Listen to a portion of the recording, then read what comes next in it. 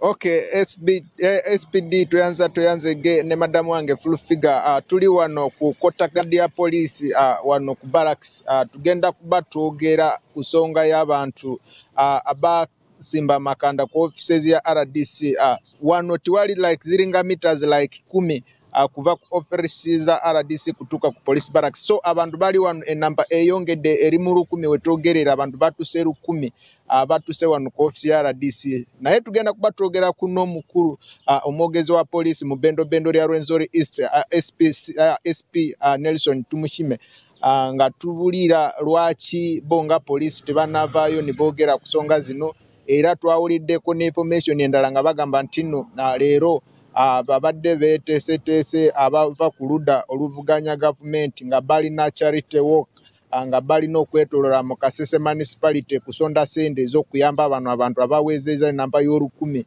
kugula ebyokulya, naye tetumanye bonga poliisi bakiwuliddeko oba tebanakiwulirako. Afande, we are live on Salt TV mu tusooke n'amanya gaffe otubulire ekyokwekalakasa ekiriwo leero mwakiwuliddeko oba temunakiwulirako.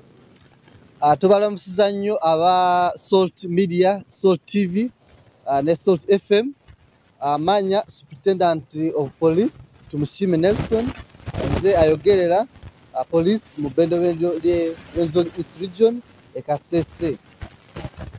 Kye tuliko leero waliwo ekiwaayi ky'abantu abasimbye amakanda mu Mayor's Gardens e Kasese, naye nga ekiwaayi ekirala kigamba nti baagala kubayamba nga bali mu kuyita kye tuyita charity walk, kati nga ne tubagamba tebalina kusooka kufuna olukusa kuva mu office ya Inspector General wa police e Naguru, Kampala.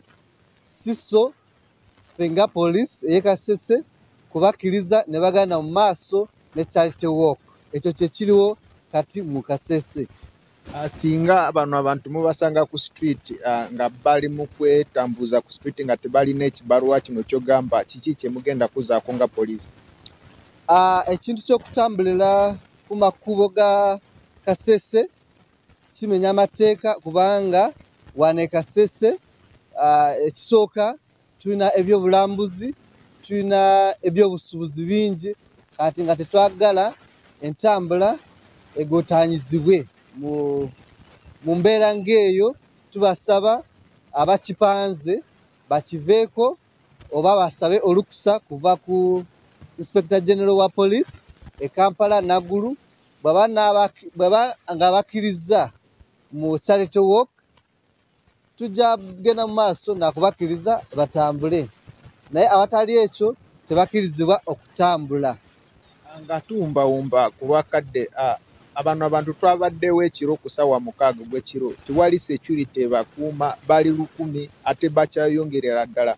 Poliisi lwaki temubawadde security eberenge bakuuma wano obudde bw'ekiro? Omanyi Kasese tutera kufuna conflicts, tuliranye Congo waliyo entalo, lwaki temubawadde security bakuuma wano wa RDC?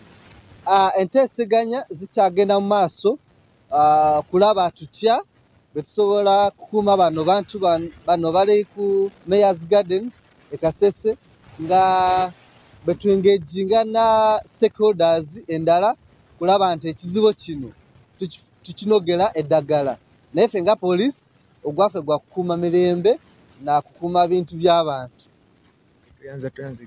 SPD ku lwakadde tetugenda sukawaawo, naye Salt Media tuli ku ground, ekinaabaawo tujja kuba tubawa updates ku mikutu gyaffe gyonna ne Salt FM ne Salt TV. Over to you.